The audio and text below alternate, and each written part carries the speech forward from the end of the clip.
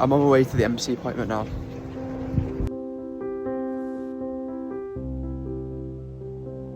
This doesn't even work, so I'm gonna put this off. I'm just gonna explain the embassy appointment thing, because when I first did it, it was confusing, I was scared, I was anxious. They send you an email and it's got everything required. So you get that out, you sort it all out. Got nothing to do with me, that. you make your way down to the embassy after you've got your appointment, and you just wait. Like, wait. My appointment was at 8 and I was waiting there till 20 past 9. When you get to the front of the first queue, you get your DS-160 check and your passport, just to check everything's alright. Then you move to the secondary queue, and that's a queue for security. That's about half an hour. Then when you get inside, you get your bag scanned, and you got to walk through it's like an airport. So you walk through the X-ray machine, and then if you got a belt on, take your belt off. Yeah. After you get your security done, you walk through and then into another building. Now this is the main embassy building. So when you get into that building, you get a few of your documents out, put them on the table, and they just sign and date it.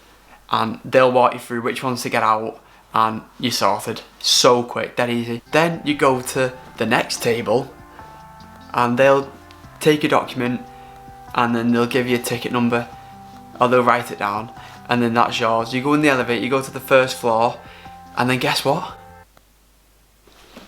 You're waiting again.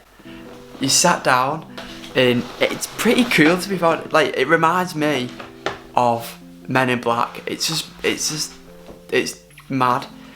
It just does remind me of Men in Black in there. So when you get in, you take a seat and you wait for your number to be called.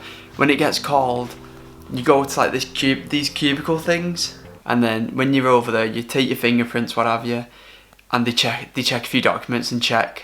They just ask a few questions, and it major, just like where you going and have you done it before. Then, once you've sorted all that out, you then wait in another queue across the room, where it's more of an interview process. They'll ask you general questions like, what's your plans after camp?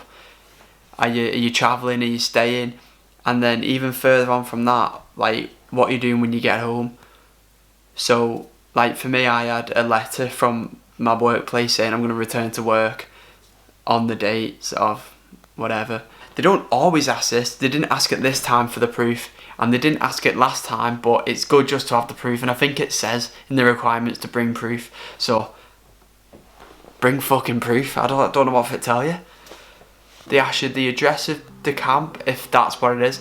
The camp, what you doing there, how long you going for, and just generally like asking you about it. And because they do so many camp things, it's they kind of know the score. So don't get too nervous about it. So yeah, just go there, like, tell the truth, tell them what the crack is, and you sorted. That lasts about 5 minutes, that interview.